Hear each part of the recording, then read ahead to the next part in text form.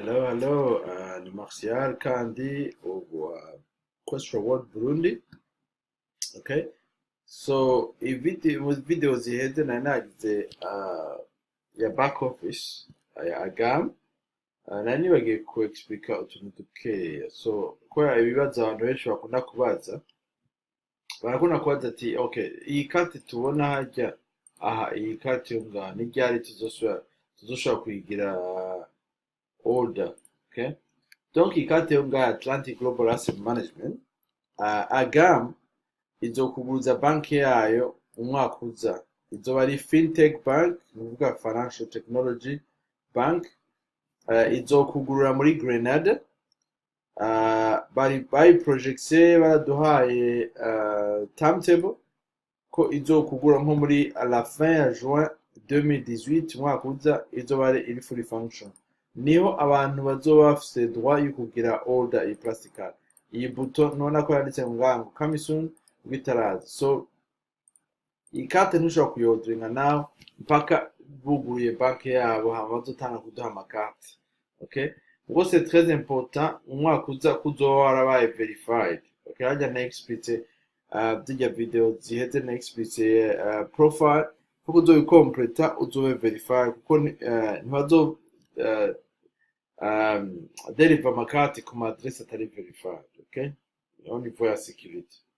Okay, ikindi naco ni assurance. Urabona ipake yose ibifise assurance. Okay, ipake yose ifise iyi assurance. Abantu benshi ngira ndabiclarifie kuko abantu benshi barabiconfuse.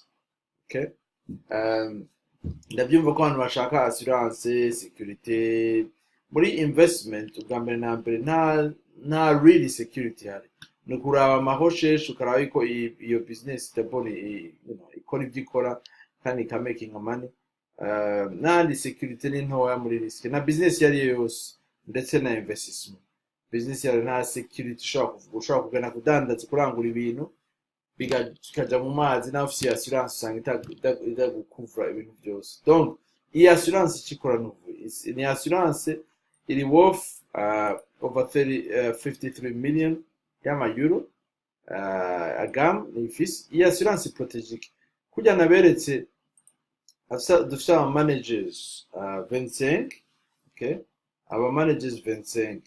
Okay, iyi assurance amanager 25 n'abantu n'aba professionnel n'aba expert, mugabo bose barashobora kugira erreur. Ntibirigera biba ko bo performa muri mois. Okay, mugabo c'est possible ko bishobora kuja muri mois. Okay, igituma par exemple nona nk'ubureka ndabereke igituma par exemple nona managers hariho bamwe ba performa muri negative. Okay, nona nk'uyu ya performye moins 14%, hein? Uyu nawe performa 7 points, uyu nawe 7.2. urumva hariho performa plus, performa négatif. Ubandanije abo bose 25 kuri balance. Uravye balance birabalance. Nico gituma compagnie société automatiquement par default tuba dufise aba managers 25. Ntubona aba ni aba managers 25. Donc urashobora kubona amazina yabo ngaha uri indani, mugabo aha n'amanimero manager 25. Urabona nk'ubu iyi ni performance ya la semaine passée. Donc aho ubona moins ni ukuvuga yagiye muri moins.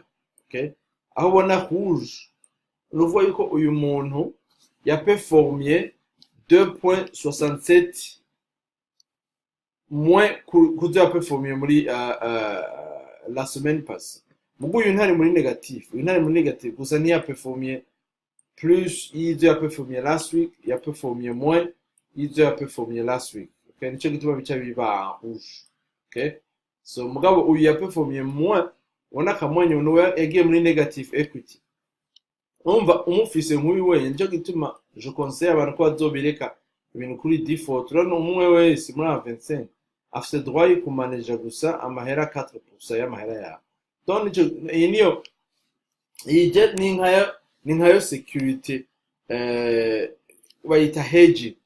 Donc ura diversifier, bara diversifier ama risque.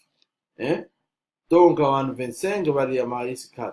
Donc nico gituma ubona chaque semaine agami itarigera iba moins turonka performance ya moins kuko bafise aba manager 24 25 bose bapefurana nk'uyu yaperformye 16.27 ya mugabo ntuce ufata ngo ngwindwi ngushire ngo amahera yawe yose kuri uyu kuko la semaine prochaine uyu muntu ashobora guperforma négatif aussi ok reka subitse kuri 4 donc kudireka zigume kwa default igume gutya ok iyi assurance rero iki guprotege niki nk'ubu par exemple disons par exemple nk'ubu yawe washozishe uyu mu manager abari wa managinga 100% y'amahera yawe donc no kuvufashe risque nini ya cyane nuvuga muri balance aha office assurance ya assurance iriko first of all ya assurance iriko uzoriha akakari ya assurance kariko uzoriha 10% ya profit uronka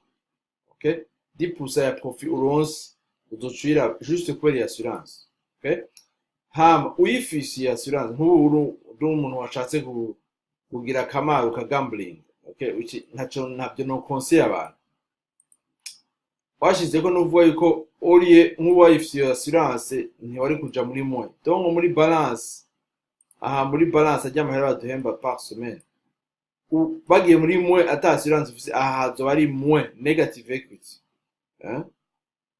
mabyo so donc iyi assurance iguproteja juste kugira aba manager ba performe negatif wewe ntuzoje muri moy okay ntibirigera biba kuva muri 2009 kubera aba company iradufasha twebwe aba investisseur kugira ntituzoje muri erreur igahedging ikamanage ama risque kudiversifier mu ba manager 25 bose umwe wese akamanage 4%. Okay Brabyum. So iyi assurance rero igituma je nkunda kuyikura ko nuko kuva muri 2009 ntibaragira negative performance mugabo aussi birashoboka c'est possible ndabizi donc ni risque muko ndabona ko risque iri bien manage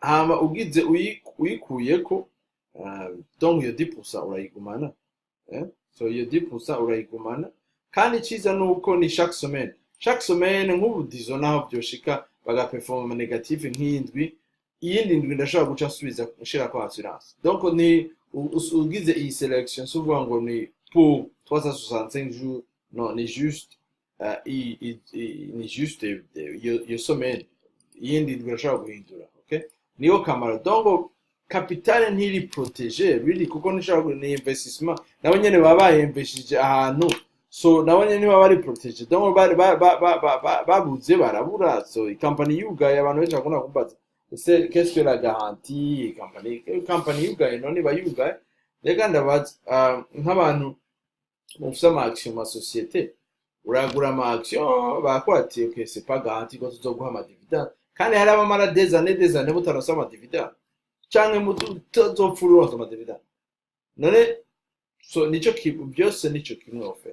Okay, so ni risk misi yose je nama conseil il faut kwa investir amahera ushobora kwa afford to risk o ushobora kubaho ayo mahera naho yotakara ushobora kubaho ntuzokwigere we investir amahera y'umuryango wose ubayeko canke aronka kumukate no ibyo nabyo nshobora conseil umuntu numwe okay katuzosubira nibaza kw'ibyo mwabyumvise nibaza ko byose nabisiguye neza sino hariho nk'ikintu tumvise wombarira muri WhatsApp group nkazogira nka video ndabisigura neza cyangwa umunsi tuzogira muri ku ma webinar chaque dimanche ugacumba ico kibazo.